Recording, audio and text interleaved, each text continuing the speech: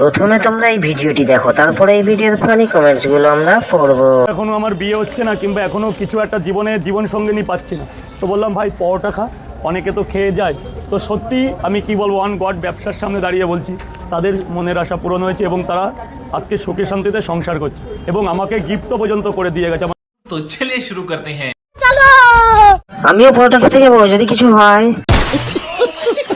পরোটা বাবা জিন্দাবাদ, জয় পরোটা বাবার জয়। পকেট পরোটা, সেদ্ধ ডিম, আপেল পেঁয়াজ বাবা কি জয়। জয় বাবা রাজুদানন্দের জয়, জয় পকেট পরোটার জয়। ভদ্র হয়েও বিপদে আছি, কাউকে তো প্রাপ্য গালিটাও দিতে পারি না।